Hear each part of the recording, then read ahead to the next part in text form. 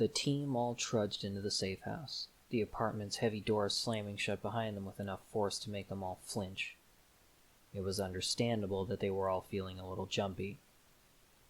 Martin walked across to the dusty window at the other side of the room, leaning against the wall as he peered out beyond the curtains. He wanted to rage and mourn as much as the rest of them, but they had elected him as their leader. That meant their safety was his priority.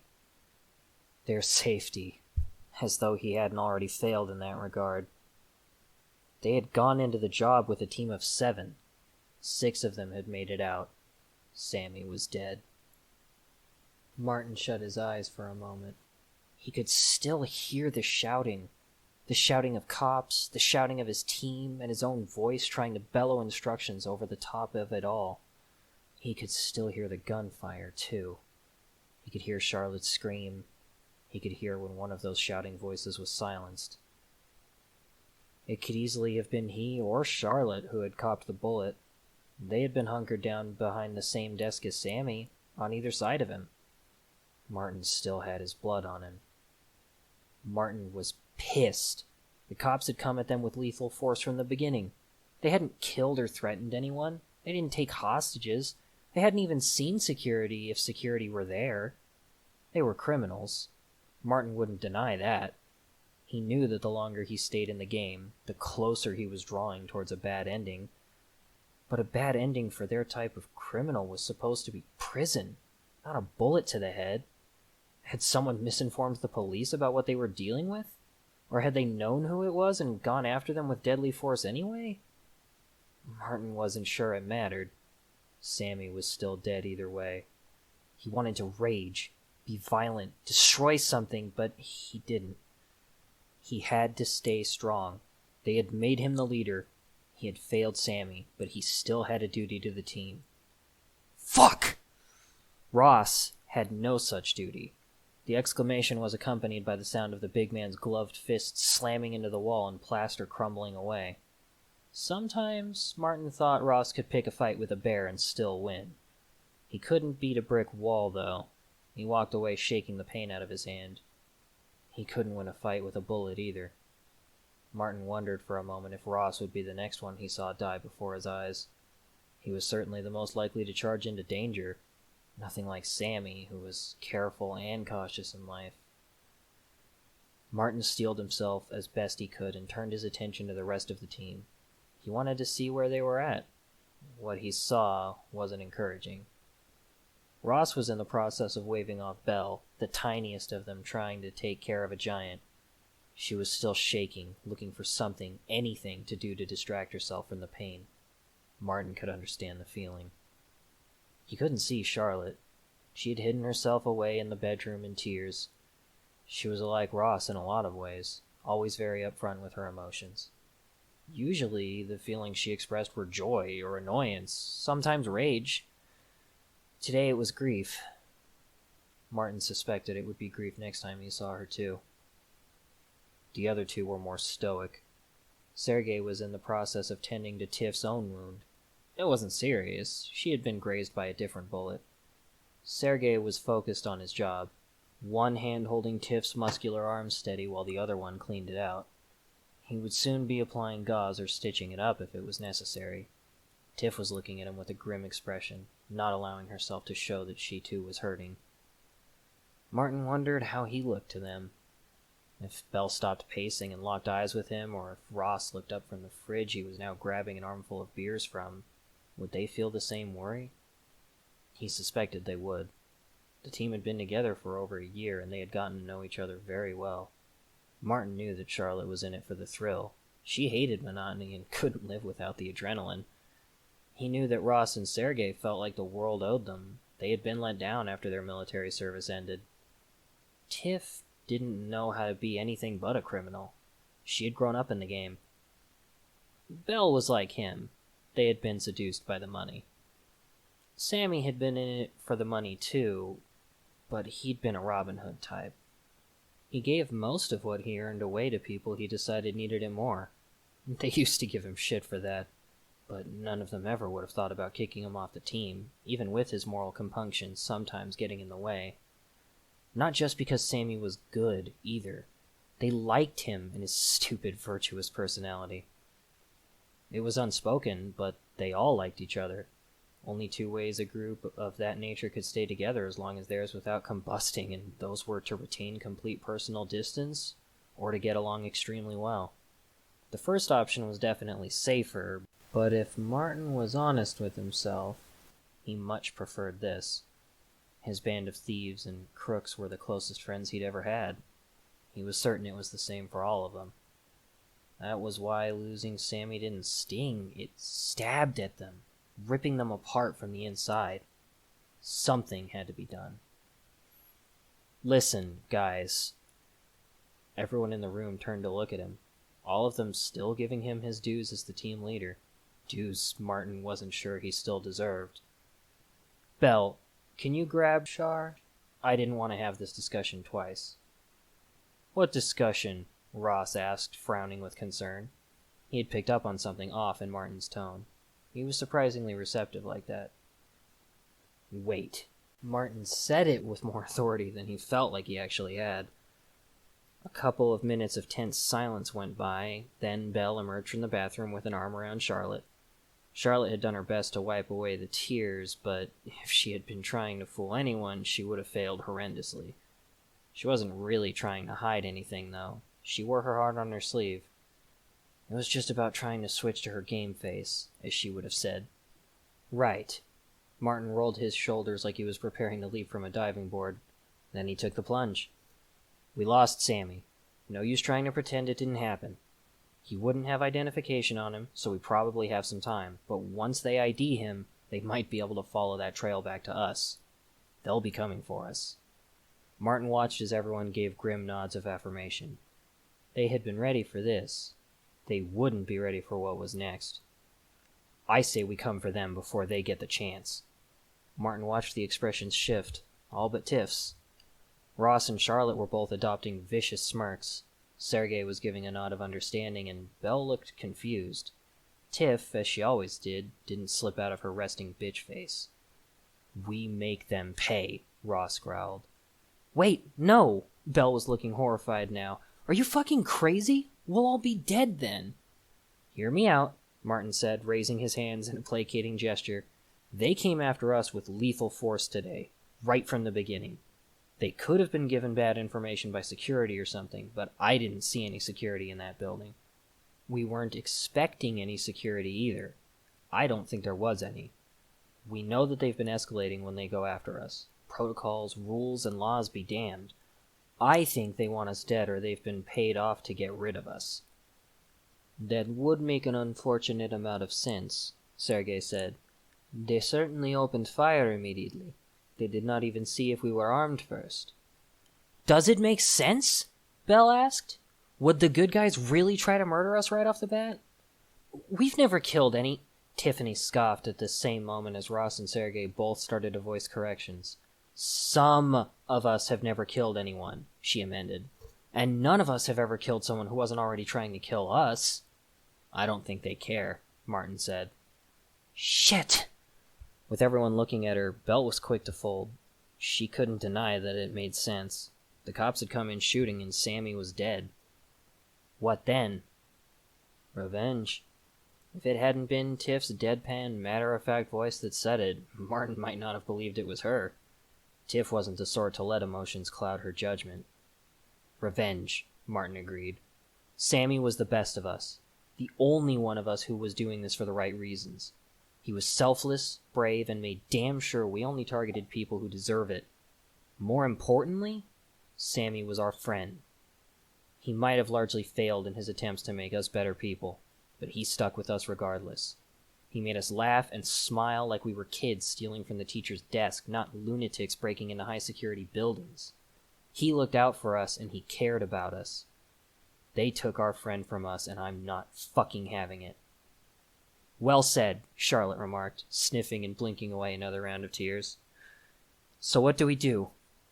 Something Sammy would be unhappy about, Ross joked, earning half laughs for most of the group. Martin nodded. Charlotte, Belle, and I are on research. We're going to find out exactly which precinct did this to us and see what we can find out about the building. Tiff, Ross and Sergey, you guys reach out to your contacts. We want guns, ammo, and explosives. No baby shit. We're gonna show these bastards why murdering our moral compass was a very fucking bad idea.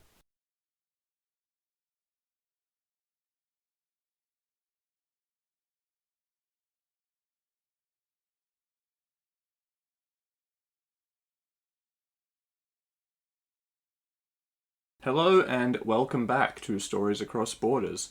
Here we discuss stories told across a range of different mediums. As always, though, we only have one rule. We can only discuss these stories in terms of the writing. Art, animation, acting, anything of that sort is off limits unless it pertains directly to how the story is being told. I'm Daniel Radford, author, crazed villain, and also your host. And today I'm joined by my frequent guest and also the voice behind the reading you just heard, John Kernan. Hi, I am here. He is, in fact, here. For the final episode of our cycle on the theme of friendship, we'll be discussing my story that you just heard, Raising the Stakes. So I guess to jump right into it, I'll give you a brief rundown on my thoughts going into Raising the Stakes and why it is the way it is, and we'll take it from there and see what happens. It's funny you mentioned being a villain because I accidentally became one for a minute last night. I was hanging out with my friend and I can't remember what we were talking about. It led to me being like, "Oh yeah, I like this person. They're useful to me." And then I don't know what happened to my tone. I don't know if I can perfectly emulate it, but I said something along the lines of like, I like people who are useful to me. And my friend just turned and like stared at me for a couple seconds. And I was like, what? And their eyes widened a little bit. And I was like, did that sound bad? I feel like I just spoke a villain line. Yeah, no, that's a villain line. You should probably start questioning some things about yourself. I don't know what happened. Everything just got so dark and scary all of a sudden, specifically in my bedroom when I began decorating with dark and scary things. You could easily be a character in this story with a line like that. Probably Sergey. I bet he likes people who are useful to him. I'm certain he does. And yeah. So with that bad Sergey segue,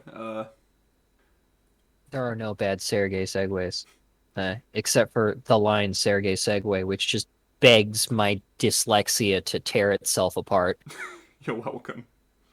I'm surprised I said it right on the first try, to be honest.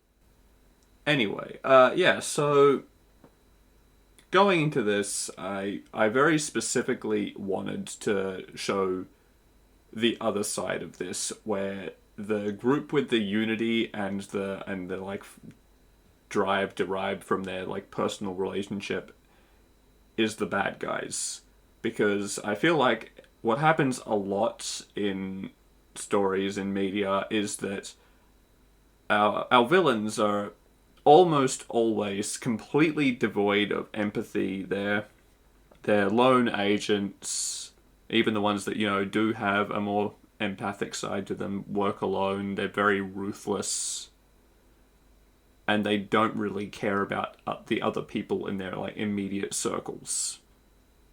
And I thought it would be interesting to show the other side of that, where sometimes the antagonists like each other, and in And like, woe unto any group of supposed heroes that are just doing a job and working together out of convenience against a group of villains who actually care about each other. You really don't want the power of friendship working for the bad guys. exactly 100%, that was basically what the whole idea going into this was, because it seems strange to me that the trope of the power of friendship, whichever form it takes, and we'll probably get into that again a little bit later on, it almost never works in the favor of villains, even when the villains are an organization. And that seems strange to me, right? Because yeah, if the guy that even if the guy at the top is a complete psychopath, surely the people working under him, no matter how questionable their morals, are going to form bonds with each other. I find it hard to believe that that the villain's entire organization or whatever, none of their foot soldiers give a shit about each other. Yeah, and it never really feels. I mean, I shouldn't say never. It doesn't always feel right because that's really not how people work for the most part. There are exceptions, just like there always are, but generally groups of people can't stick together for a long time, no matter what it is that brings them together in the first place, and not develop like something, a sense of camaraderie at least, or something. And like, it's weird how consistently you will see authors decide to build together a group in a story and be like, yes, these guys are evil, so it's all business, and their business is evil. Yeah, I mean, you do see that a little bit less to an extent these days, in that the whole their business is evil isn't really the standard for villains anymore. We generally do gravitate in stories to more complex, layered villains. But even then, Definitely. they typically don't have friends.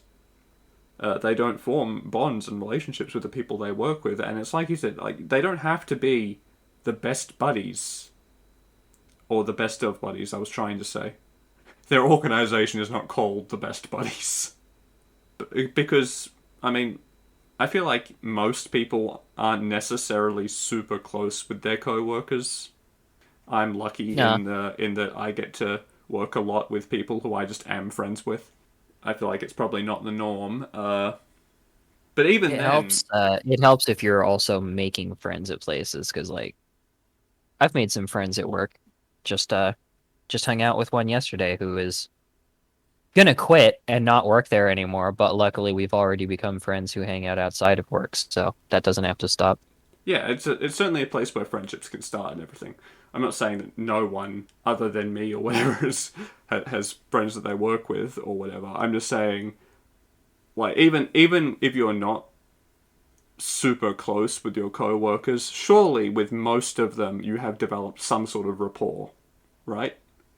Yeah, I mean, you gotta. Yeah, you have to. It's not gonna be very Otherwise, fun to keep things going if you don't. yeah, otherwise you're not going to be able to function just at a human level, because there's going to be tension, because you're not going to know each other well enough to work as a cohesive team, and just a million other things. And the story addresses that, of course. They, I've forgotten my own like perspective character's name. Which one? Wait, which character were you thinking of? I The think I misheard you. the perspective character, the one whose like thoughts and everything we see through. Martin. Martin, right? I think I think it was him. Yeah, Martin at some Very point. brave of him to do all this criminal stuff before he sacrifices himself to become the new avatar of Akatosh and stop. Uh, well, now I'm What? forgetting a name. Yeah, never mind. Oblivion reference. Been watching Okay, a bunch of stupid Oblivion stuff recently. Don't look at me. I don't know anything about Oblivion, and don't you dare make me play it for anything. That game is stupid long. No, I would never.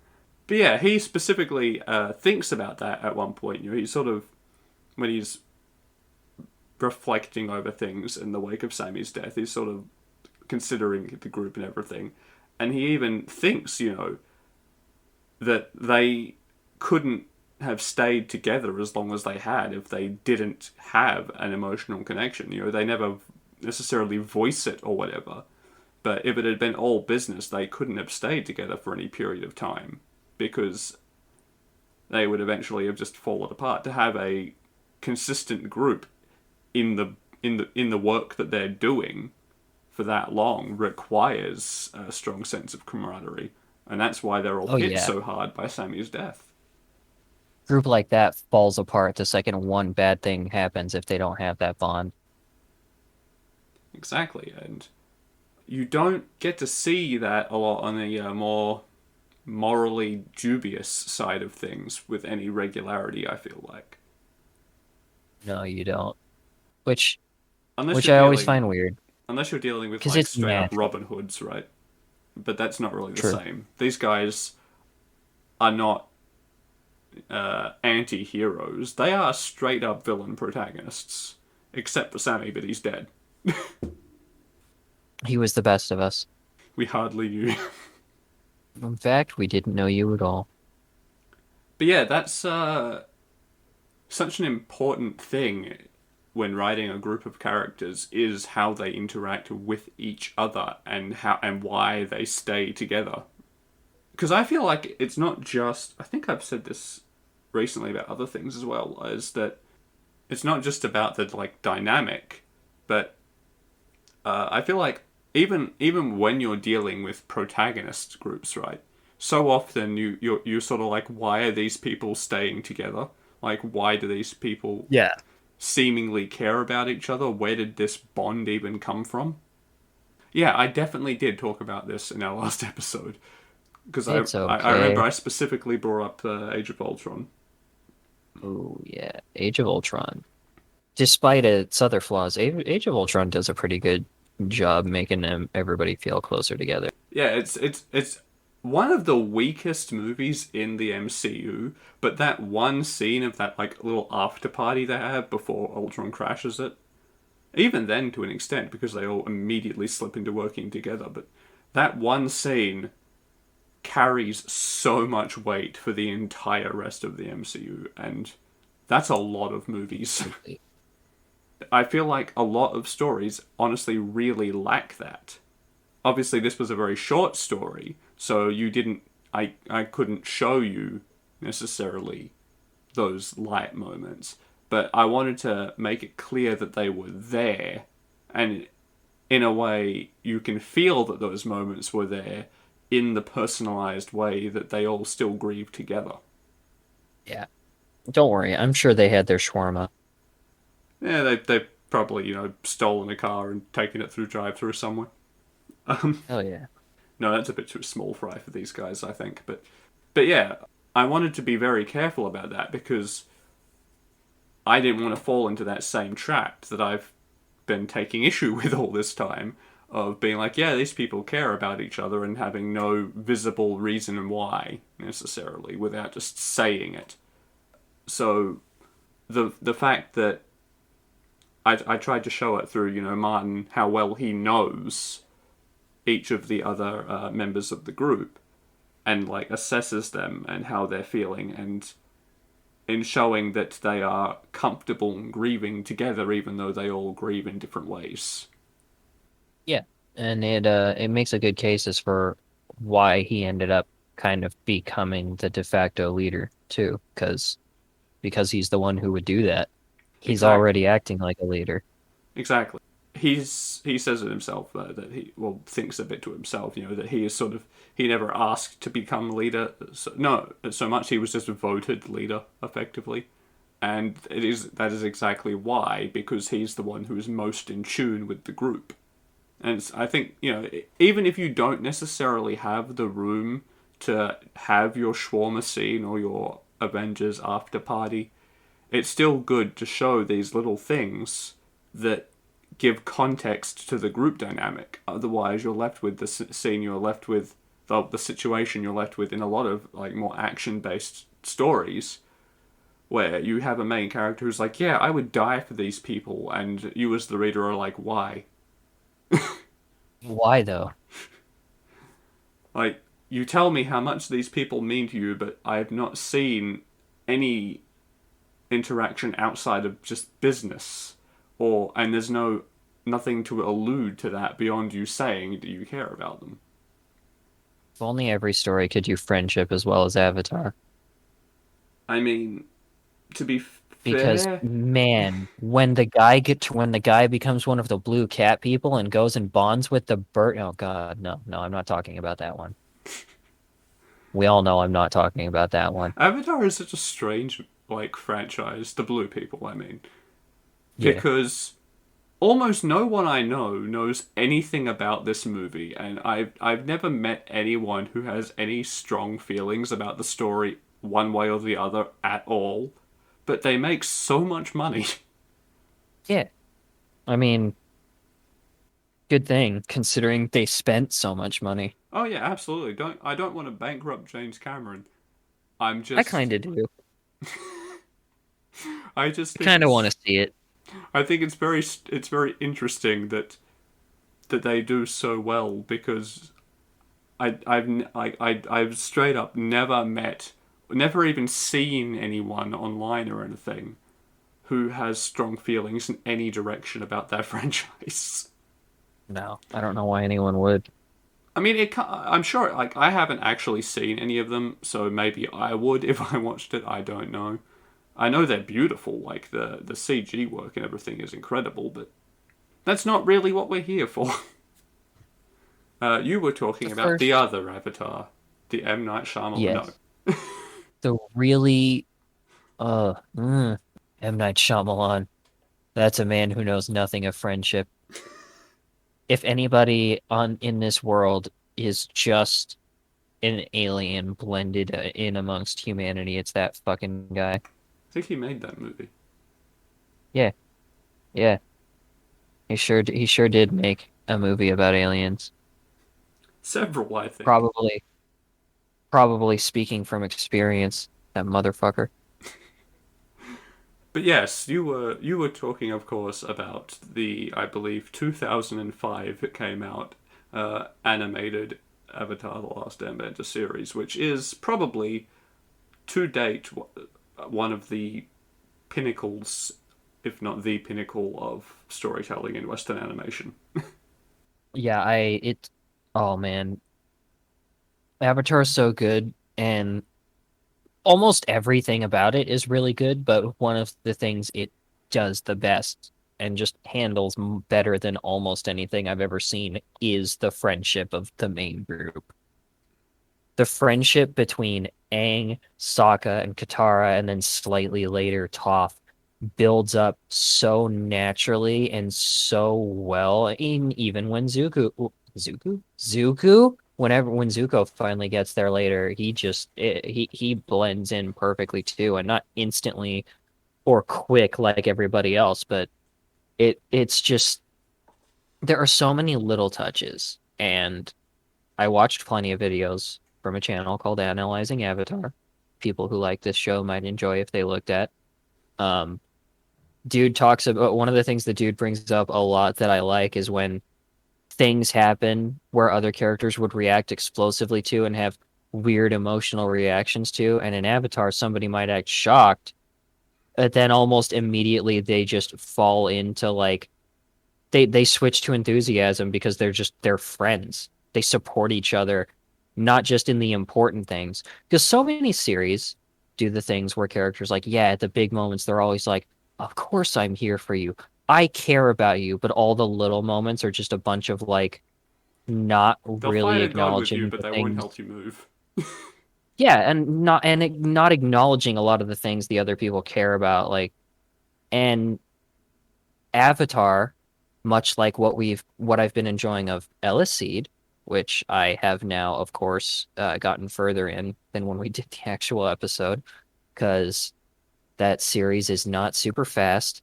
Um, Which is is the surprising characters hanging because it's out. such an action story. But yeah, Avatar has a lot of the friends just being friends, and that's great. yeah. It's one of the things I would honestly like to revisit this group of characters at some point in a longer story. I think, as in the characters from Raising the Stakes, not Avatar. That's plenty long. It's just right actually. Yeah.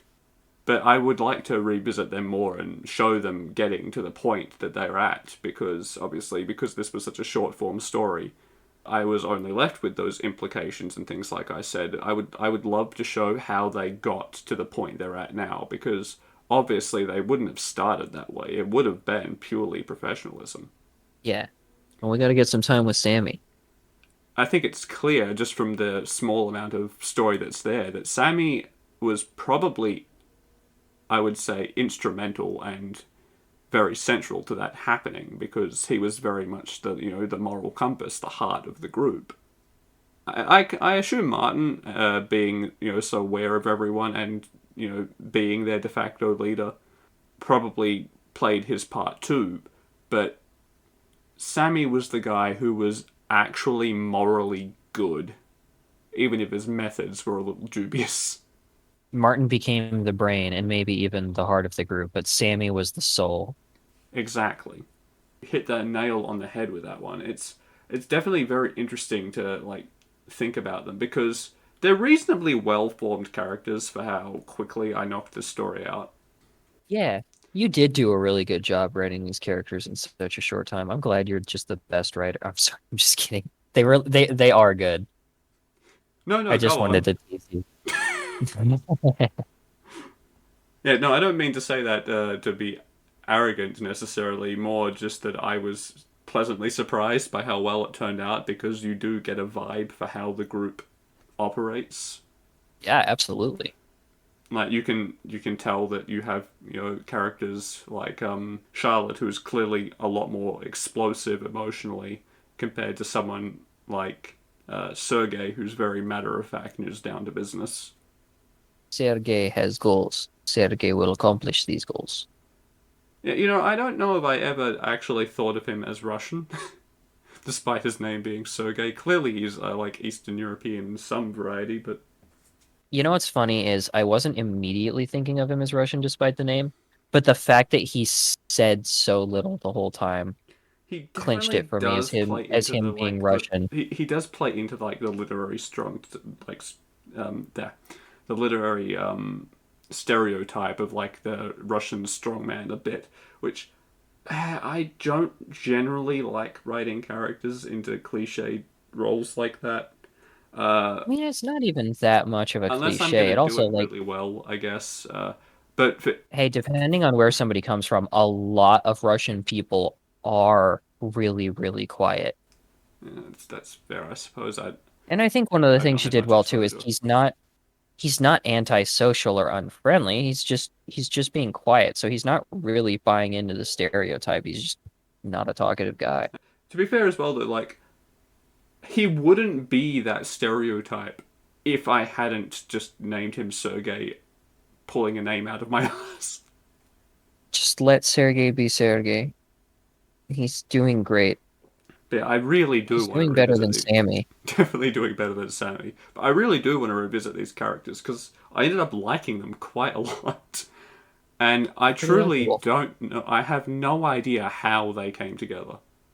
Normally Yeah, when I write every time something, I find him. I have a pretty good idea of where the starting point was. But for these guys, I really don't. I know that they've been together for a while now, and that they got close. I have ideas of how they function as a team, both socially and when on the job. But their actual starting point and how they got together, I really don't know. I could almost. Have you seen Leverage? I have not. You should. It's really, really good. I can almost imagine it as kind of similar to how that group of thieves got together, in that they might have originally been working under someone and then split from them and gone against them under certain circumstances. Just a more villainous twist because they are definitely a lot more not nice than than the Leverage people, who are they're all truly they are thieves, but they all end up coming together for as very Robin Hood type characters. So Hey, I mean, at least Sammy wasn't in a car crash. Who would ever believe that? no, Sammy was definitely not in a car crash. You'd have to be some kind of special to try to use a car crash as an excuse when people get hurt. Yeah, no one ever uses a car crash. Why would you? I've used car crashes, but I do appreciate the Albacete reference. Now that I actually get it, yeah.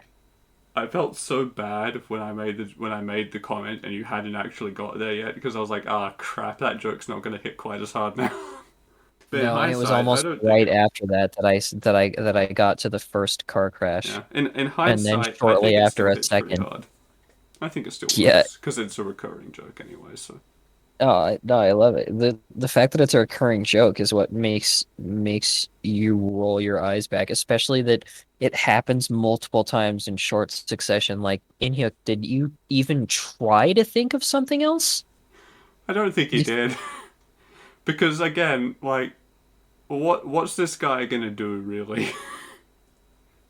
Oh man, I'm sorry, Mr. Teacher. This student was in a car crash. This other student who is in a completely different social caste and group was also in a car crash separately. And then just come back a week later after they're injured again and be like, I'm sorry, Mr. Teacher. All three of these boys were in a car crash together. They're friends now, by the way. Like, It was fantastic. God. Look, you know a group of characters are friends when they get hospitalized together.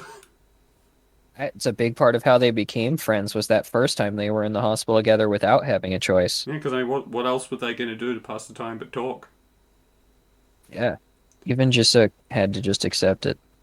Although, man, it's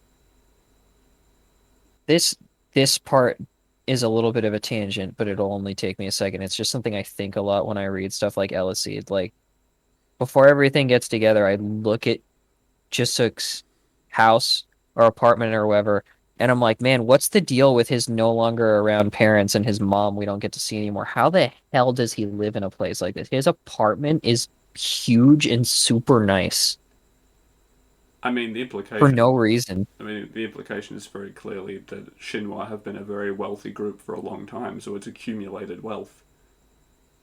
No, he lives there from the beginning of the story. Shinhwa doesn't give him his apartment. Yeah. Oh wait, sorry, not just I meant to say Jiwoo's. Jiwoo, not Jisuk. Oh yeah. My bad. You can find out Why more is about. Jiwoo's You'll apartment find out so more about big and that later. so nice? Okay, Yeah. fair enough. It's weird that they never mention it earlier because it gives very distinct vibes of just like, oh yeah, well, I mean, nobody here is poor except for Wu-In when he first leaves Dr. Delane and is literally living in a cleared out warehouse that was being used as a secret base. I actually have no idea. I can't for the life of me remember where Wooin goes to live after. He might still be at the shitty little hideouts. He was at least up until they start the Awakened Academy, which is where I'm at now. Oh, okay. Yeah, like they actively use it as a plot point that he's still there because that's why he gets found by the Klein brothers, Yes, you were right. who are apparently not human beings because one of them just looks like a scary evil guy who looks way too much like Pain from Naruto, and then the other guy is just a fucking freakazoid, not human. Yeah, don't think too much about some of the designs that appear later. But anyway, the LSC episode was last week, so Yes. Sorry. no, We like we LSD tangent here. here. That's what we do. But yeah, I suppose I'll get into the other sort of important aspect of the friendship dynamic in my story, which we touched upon this a little bit, I think, in the very first episode of this cycle, which is there is two types of the power of friendship trope. There is the literal version, which is mostly done in like children's media and animation and like superhero stories, where you derive a literal strength from the bonds you have with people, which I'm not really a fan of. It feels like a Deus Ex Machina, and I don't really like those. But the other version is motivation, where it's just you are motivated by the bonds you have with people. That is the element that is starting to come into play at the conclusion of this story, where previously these guys, they've all got their friendships and stuff like that, but up to that point they've still been motivated by their own personal goals, right? Gotta have it. But the thing is, naturally, that kind of bond is a driving force for people, and when having one of them die, who they all liked and cared for because he was the heart of the group, the soul of the group softie, that's pretty fucking motivating. Yeah, it sure is. It's like you said to me earlier on, Lord have mercy on your heroes when the power of friendship is on the enemy's side. And that's where the story sort of ends, with that note of, well, I mean, the line is basically, oh God, I'm going to paraphrase. I don't remember the exact line, but it's basically that we are going to show these people why killing our moral compass was a very bad idea, because they are now driven not by personal wealth, but by the idea of vengeance and revenge, and that is a powerful motivator. Oh no. Yeah, and I mean the implication is they were very good at thieves and saboteurs and all that, and they're now going to turn that skill set into just ruining this specific police department. And more importantly, they're going to have to find out in the process who put them up to it. Because there's no way an individual precinct just decided by themselves, all right, we're going to kill this group of criminals. Yeah, it's not super likely. I wouldn't say it's impossible, but I did kind of leave it that open ended where there was the possibility that there is someone who had paid them off to do this. And that is what Well, I I just mean personally like feel like happened, to be it honest. wouldn't make sense for an individual precinct to ever decide something like that. Like especially like yeah, maybe a couple members in the precinct could, but why would anybody ever do that if this group hasn't killed that many people and like the only sounds like the only people they ever have killed have been people who wanted to kill them first. And the way they talk, it doesn't even sound like any of those killings were as a group. It just sounds like individuals in the group have killed before. Yeah, they're thieves. They've all come from different backgrounds. Some of them have had more violent histories than others, and more like violent modus operandi than others. I don't think they've necessarily killed anyone as a team yet.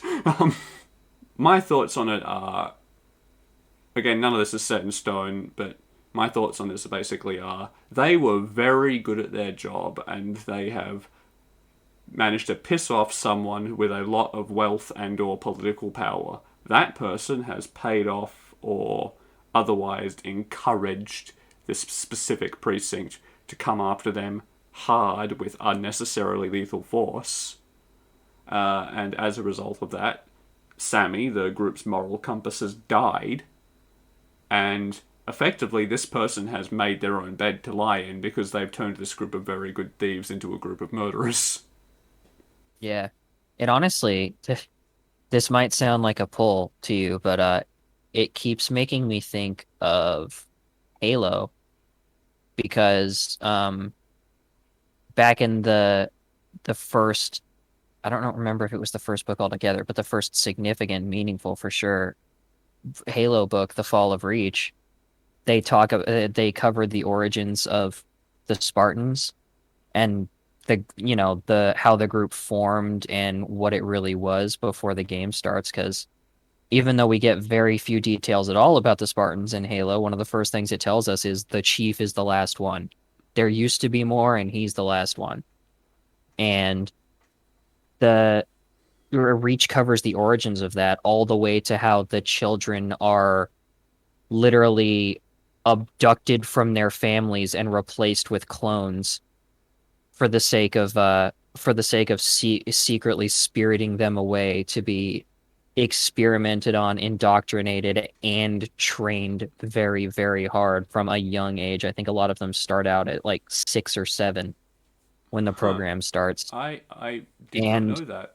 I've only and played as a Day of result, Reach, so I don't know any of this backstory. It does make me wonder why they didn't just use the clones for the experiments, but I don't want to cut into that and wonder too much they about that. didn't use Sorry. the clones for the experiments because the clones were simply there so that the families wouldn't lose their children immediately. They kidnapped the kids because they're not just experimenting on the kids, they are trying to make the kids the super soldiers. The cloning is very imperfect. Oh, okay. Part of what's sad about this replacement is Dead. those clones are what we expect of clones in the real world. They're not going to live full lives. Those clones are going to live a couple of years and then die for one reason or another.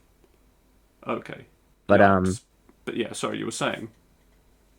so obviously, despite the fact that they are being indoctrinated and trained in the military and really strict, once the Spartans start forming together, and of course the Master Chief, being protagonist man and the best of Spartans, becomes the leader of the Spartans.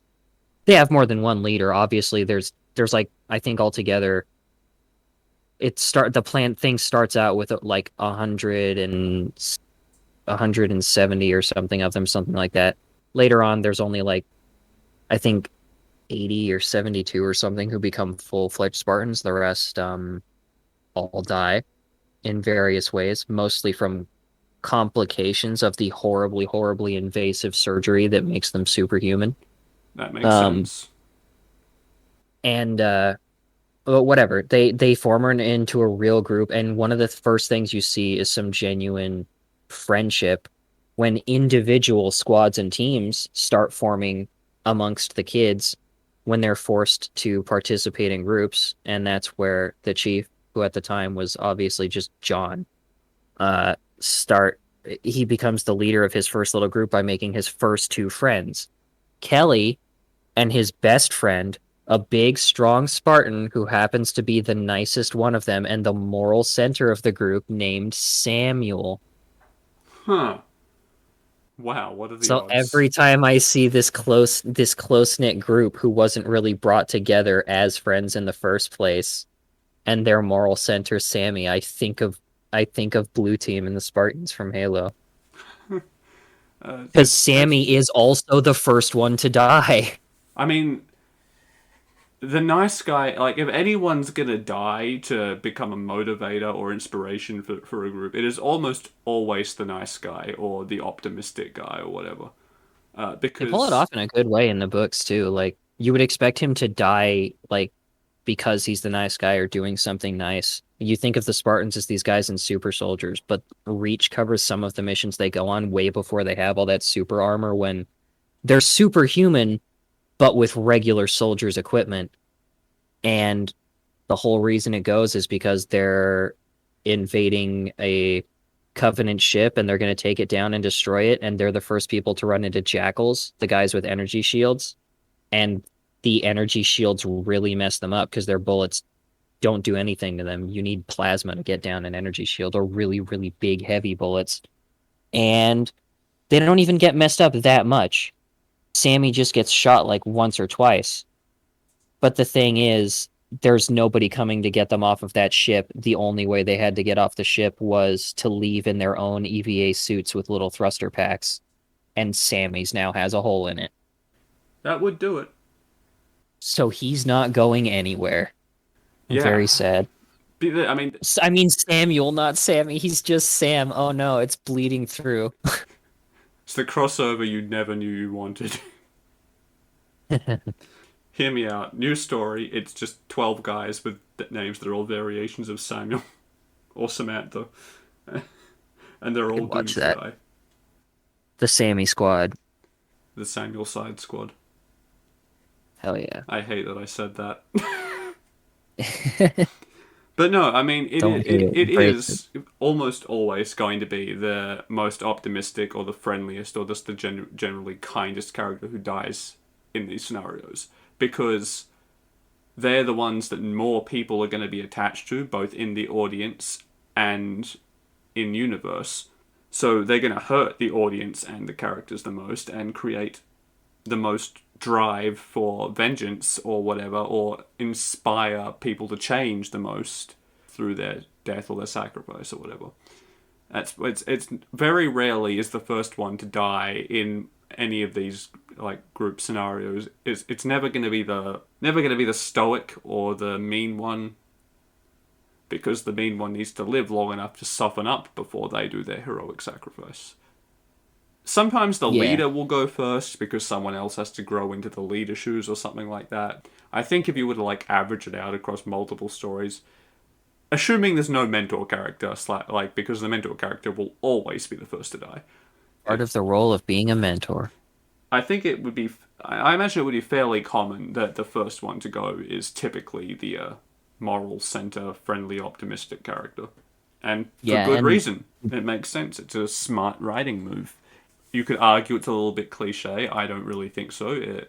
If it serves a purpose and it does that purpose well. Plus, I oh, don't think it's and I common mean, enough necessarily that it would become too predictable. yeah, that's true. It's like it's definitely common, but if you're watching like a series or reading a book or whatever, you're not going to go, "Oh, you're too polite. You're dead." Or you might think it's more likely, but you won't be sitting there going, absolutely, without fail, they die first. True. And no, well, there's one other situation. You don't see it all the time, but it happens enough to be a thing. And that's where specifically the good kind one who would be the soul of the group has to outlive everybody else so that we can see what happens when the soul of a group loses everything and everyone piece by piece It's, without being able to save any of them or die with them. it's funny, right? Because I would argue it's actually the exact same thing that happens when you kill the soul of the group first. Because either Yep. way, it's a character or characters losing their soul and becoming a much grimmer, darker, more dangerous individual as a result. It's just a matter of how many problems you have and how badly they are broken. Which is interesting when you think about it, right? It's two different methods to achieve effectively the same end result, but they feel very different despite that. Obviously, I went with the kill the soul first option because I wanted to focus on the dynamic of the group and the way and like how their friendships and the loss of that friend affected their actions going forward and the dynamic going forward, and also because I would have had to take more time to write the story if I was going to do it the other way around.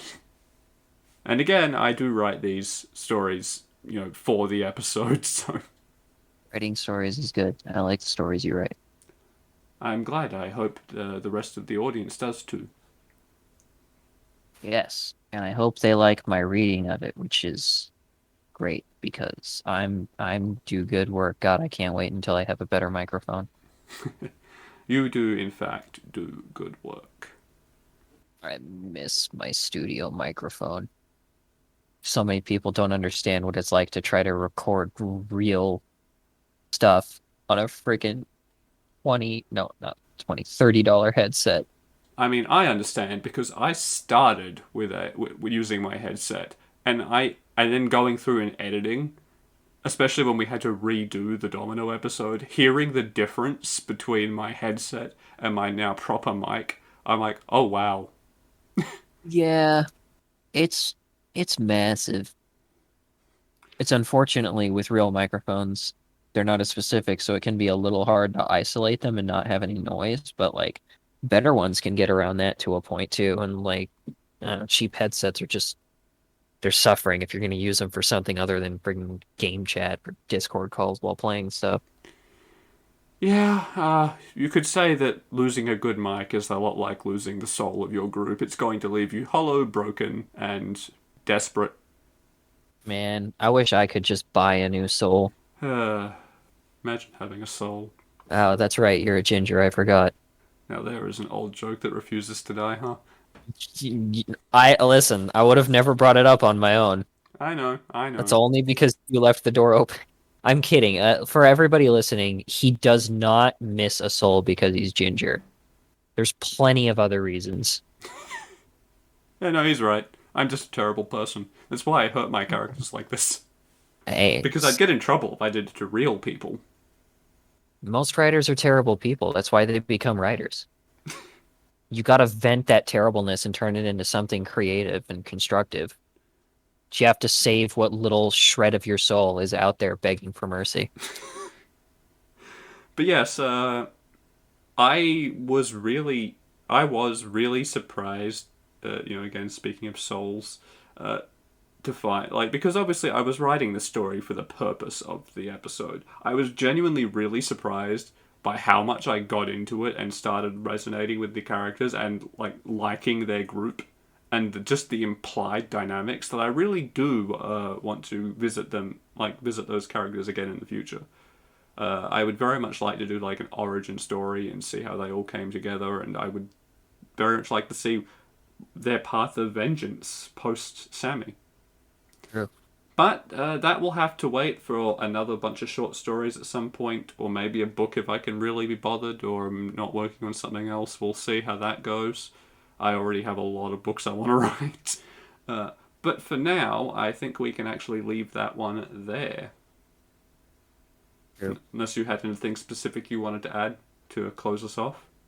There are few better friends you can ask for than a really badass cat who wants to teach you things. I wish I could be taught things by a cat other than what it feels like to have claws in my ankles and the smell of poop. We're back on Alice. I've created a monster. All right. Well, as always, you can find more of my work and transcripts from these episodes right here on radfordwrites.com, assuming that is where you are listening to this podcast. Of course, it is also available on Spotify and the Google Store. You can also follow me at DanielWright7 on Twitter, where I occasionally say things and post stuff. I'm still not very good at it, but I'm there. And as always, you will see plenty more of John in the future because we have many more of these episodes we plan on doing together and many more other things on the horizon, Yeah. whatever they may be. I'm looking forward to it. Rightly so. All right, that's all for now.